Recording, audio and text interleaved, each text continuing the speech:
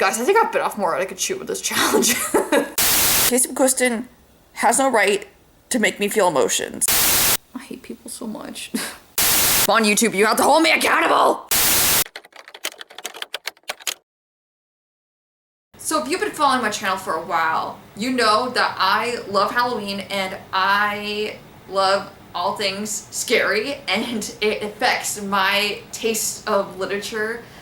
I love to read horror novels, and especially love to read mysteries and thrillers and anything suspenseful.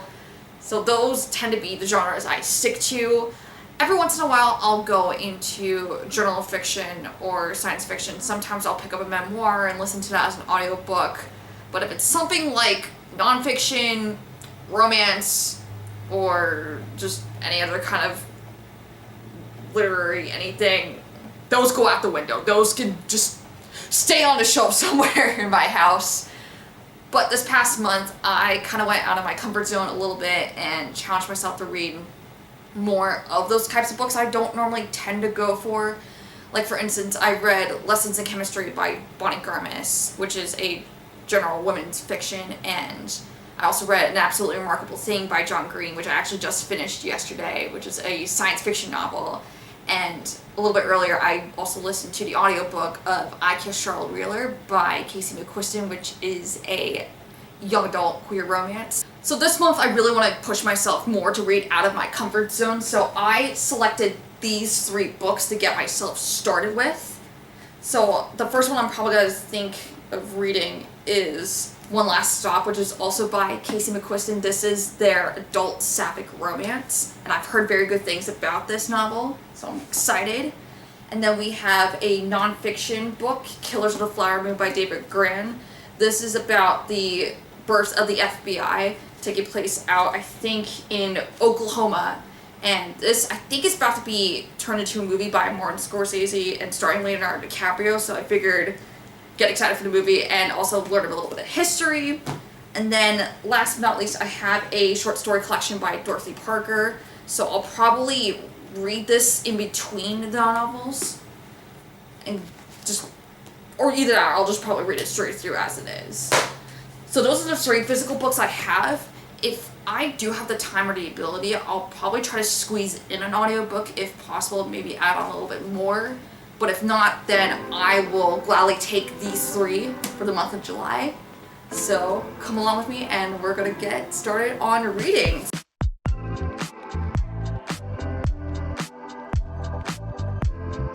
I'm seriously rocking Jessie from Parent Trap vibes right now, so shout out to Jessie. You're a real one. Alright, well, we have relocated to the couch. I have a very overfilled cappuccino, and I've got my book here with me. I'm going to start with One Last Stop by Casey McQuiston, and it's going to be great. So here we go. So One Last Stop follows a young woman named August who has been bouncing around from town to town most of her life and eventually settles in New York City. She meets Jane, who is displaced from the 1970s on a rundown metro line in the city. So this is technically more of a paranormal sci-fi romance, which you don't really get to see often, not only in the romance genre, but just in general, especially in queer literature. I typed this just perfectly as my dishwasher turned off. So hello, we are on day 2 of reading One Last Stop. I'm about 70 pages in right now, and it's actually been quite good. I'm actually really shocked about how good it is, because normally I don't read a whole lot of romance literature often. So I'm really liking the dynamic of the 2 lead characters, Jane and August. And I really like August's roommates. They're really endearing, and we just met Annie, and she's fantastic. So I'm gonna go ahead and keep reading more of this before I head off to bed, and hopefully try to give you an update later on the week or as I get closer to finishing the book. Day 3, reading One Last Stop. Let's go.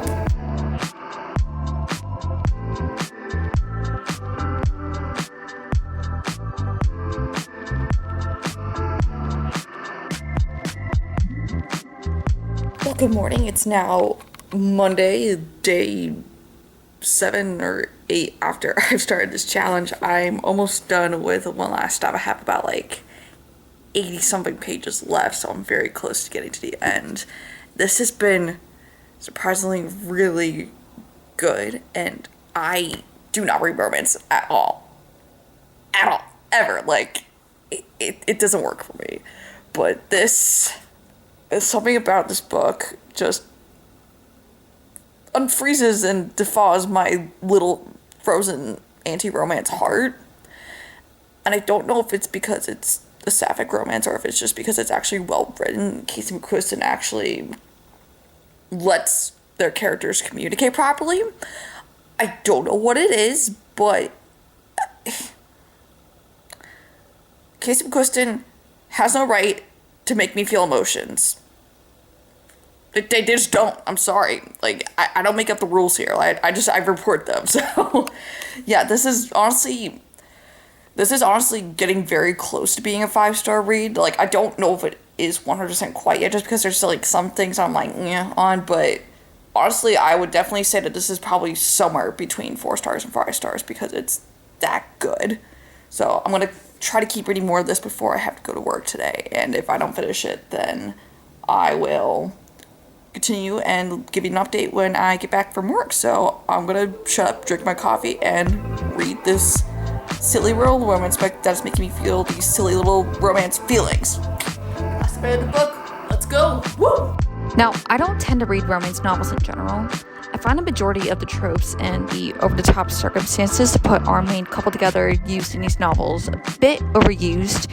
And more often than not, I find it hard to root for the main characters so they can be together in the end, especially if there's something like a third act conflict or whatever. However, I did find myself rooting for both August and Jane in the book to get their happy endings, both on their own and together. I think what makes One Last Stop work is the communication between the lead characters. Dang, we're done! Ah! Well, good morning. It's now Tuesday, day 9 of this challenge, and I finished One Last Stop last night, as you probably saw from the footage, and I really enjoyed this. I was not expecting to enjoy a fluffy little romance like this one. Yeah, someone needs to check my temperature, because, who is this woman talking to you on the camera right now? Like, how did I enjoy this? How? I don't like romance novels. What happened here? So let me actually break down what happened. So I think what really was strong for me in this was how Jane and August were able to communicate with each other and be honest about their feelings and be able to share past experiences with one another in a healthy way. And I also really liked the side characters in this. I freaking love the roommates so much. They are all so endearing, and I already missed them so much. And how everything interconnected at the end was very well done. And I really, really, really liked it. I think the only reason I'm not giving it 5 stars is just because of like some minor things. I think on a scale from 1 to 5 stars, I'm gonna give this a 4.5, which again, considering this is a romance novel and I don't read romance novels ever, this worked for me, and I am going to rave about this probably for the rest of my life. It's probably going on the bestest list on Goodreads. So yeah, thanks Casey McQuiston. You made a romance hater like romance and defrosted her little anti-romance heart. Alright, so that one is now done, and I'm going to go ahead and get started on Killers of the Flower Moon as my next novel. I was going to try to find an audiobook version of this, but it is currently on hold for 17 weeks. Yeah, not happening. So I'll just go ahead and read the physical book, and then I'll try to squeeze in more stuff if I can, because I did get some other books from the library, and I really want to read those. So I'll go ahead and get started on this, and worst case, if I need to pivot, I'll pivot. So let's do it. Let's read. I don't think I did a good job of explaining the premise of the book in this clip, so I'll go ahead and clarify what it's about. So Killers of the Flower Moon follows the Reign of Terror that took place in 1920s Oklahoma. So the Osage were a Native American tribe that was forced to migrate into the state of Oklahoma in the 19th century, and they discovered oil in their territory. This discovery made the Osage rich and were able to gain financial wealth. However, the U.S. government at the time did not recognize the financial independence of the Osage, and they were forced to be in guardianships where other people were in control of the finances and what they could do with their money. Alright, so it's probably about a week since I've started Killers of the Flower Moon, and I am almost complete with it. I'm at page 244 right now. Yeah, 244. And it's actually been very compelling to read. So this is essentially following the Osage Indian tribe in Oklahoma and how the FBI got involved and sort of figuring out what happened all these years later, who really caused the murders, and why it's still relevant in history, and what we need to do to open up the door for these conversations and talk about how these events are still relevant, not only in Native American history, but just in general history as well. So it's been very hard to read in a sense, but I think very well done. David Grann does a really good job of putting all the evidence together and crafting it like a work of fiction when really it's following these true events and reporting the facts as they are reported. So I'm going to keep going with this. The last handful of pages, I think, is mostly notes and bibliography work, but I still have a little bit of the main story left. So I'm going to go ahead and try to pound that out tonight and hopefully get started on my next set. So I will give you another update when I am done. Hi, it's Monday, some point after I've started this. And you know how I said that I was going to finish Killers of the Flower Moon last night? Yeah, I lied. Yeah, I actually, you know what, no, I spent time with my family last night, and I went and had dinner over at their place, and we ended up watching Jury Duty on Prime. So that was a weird show, but it was kind of funny. So I am going to finish this tonight. It will happen. I will make it happen. So we're going to do this. You're going to hold me accountable. Okay? Come on, YouTube. You have to hold me accountable. Let's get her done. Around the 1920s, members of the Osage tribe were murdered over this wealth by either getting shot, poisoned, or having their houses get blown up with them inside. Because the local and state governments were dealing with inner manipulation and bribery, they could not make headway into resolving these murder cases. So the newly developed FBI stepped in to unveil and convict a guardian and a string of accomplices for a handful of the murders. However, still to this day, there are murders that are left unsolved that leave surviving members of the Osage and their descendants of the victims' families still seeking closure. Oh God, I'm depressed. I hate people so much.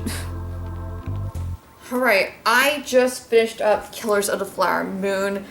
I think I still need some time to process what happened in this book, because obviously there's a lot of detail regarding the amount of Osage members that were murdered during the time of the Reign of Terror.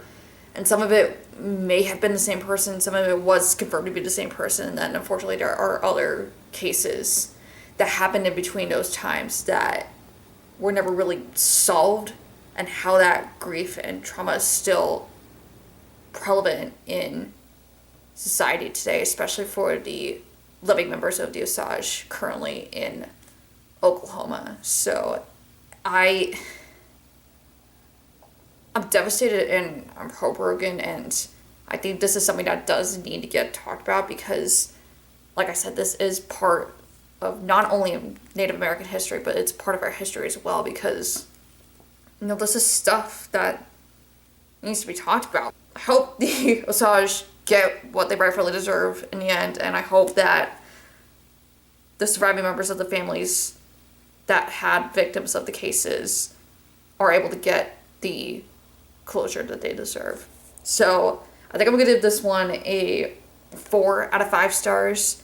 It was very well done. I will give David Grann a lot of credit for being able to tell the Osage tribe's story and hopefully providing a hidden piece of history.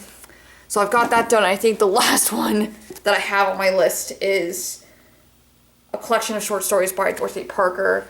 I think this one is roughly about 400 pages worth of material. I don't know if I'm going to be able to get to all of it before the month ends, so I think I might do is that I think a couple of these stories are like 10 to 20 pages long each. So I think if I can at least get through a chunk of it, or at least get through 100 pages worth of short stories, I think that might suffice. Because I also want to get through these two books. So this is Dyscalculia by, and I'm going to butcher the name, I'm so sorry, Camonghne Felix. So this is about a woman that is trying to figure out her life and her relationship with love, and also her relationship with math. Hence the title Dyscalculia is according to this, the disability that makes it difficult to learn math. So this is a memoir. I'm very excited to read it. I've heard good things on Goodreads. And then another one that my mom actually found for me was That Summer Feeling by Bridget Morrissey. So this is I think this is supposed to be a sapphic adult romance that takes place at adult summer camp. I don't know if I'm actually going to be able to get through this one before I have to return it to the library. I'll try, who knows, but hopefully I can get through both of these books if I can't get through Dorothy Parker's stuff. Guys, I think I've bit off more than I could chew with this challenge. Ooh, I'm stressed. Oh, we're gonna get it done. I believe in this. Well, hello. Good morning. It's now probably been a little bit of a week since I finished Killers of the Flower Moon, and I am kind of going back and forth between Dorothy Parker's short stories and That Summer Feeling by Bridget Morrissey. I've actually been reading more of this one, but don't tell the internet. But kind of go back on Dorothy Parker stories. I think I've only read like 2 so far, plus the intro in here. Her writing is honestly not bad. It's actually quite good. And she makes a lot of relevant points that can be reflected in modern society now. It's just hits kind of close to home, and I'm like, oh boy. And I think the intro even said that, like, okay, that she even wrote some depressing stuff that was, I think, meant to supposed to come off as sarcastic and be a commentary on society. So I need to read more into this, hence why I have the book here with me. And then I'm halfway through, like I said, on That Summer Feeling. So this is basically adults at a summer camp, post-divorce, post-whatever, and basically trying to figure out the lives and who they see themselves with, and or if they just want to not have anybody, and sort of just trials of love at a summer camp. And it's sapphic and it's great. So I'm probably going to keep reading more into this while I drink my coffee and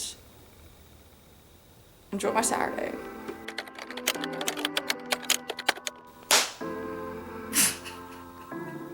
Well, hello. It's officially August, and I read books that were out of my comfort zone in July, so I was able to get that done. So the 2 that I was able to finish here were One Last Stop and Killers of the Flower Moon, as I talked about in the video. One Last Stop was very entertaining, and Killers of the Flower Moon was very eye-opening, so both of them I gave around the 4-star range, this one being 4.5 and this one being 4. The other one that I finished and read was That Summer Feeling. I don't have the physical copy on me just because I returned that back to the library a couple days ago, so I didn't really get a chance to talk about that one in this video just because I ran out of time to film me reading it. It was a cute and wholesome book. I just think the writing was a little repetitive at times, so it could have been a bit stronger, but I like the found family element of it, and I like the self-reflection part. So really the only book that I didn't get to finish was Dorothy Parker's short stories. I think I'm only like 38 pages into it. I really have only read like 3 short stories, and it's not bad. She's a good writer. It's just some of the stuff is a little difficult to read at times. So I think I definitely want to keep going with this. I need to give myself time to get it done. The other book I wasn't able to get around to was Dyscalculia. I had to return that one to the library as well, so hopefully I can either find an audiobook version of it or we get the physical copy at the library and be able to read that at some point in the future.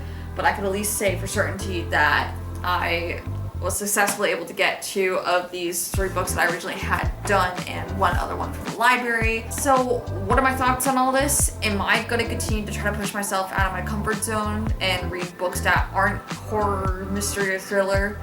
Yes, I think I will. I think I'll really try to give these books a shot, especially the romance ones. I just need to find books that work for me and not really, I guess, try to like find a romance that would fit my algorithm in a sense. And I definitely want to continue to read more true crime nonfiction books just because it's still in the thriller genre. But am I still going to continue to read horror, thriller, and mystery books? Yes. Yes, I am. Because I'm a spooky girl, okay? You just gotta deal with it, YouTube. I'm sorry. I think that draws a conclusion to this video, and we're gonna be going into August with some spooky reads. So thank you all so much for watching this video. Thank you for supporting me along the way, and I'm gonna continue to read more, share more books with you, and just be better about booktubing. So thank you again. Have a great night or day, whatever you're watching this, and I'll catch you in the next video. Thank you.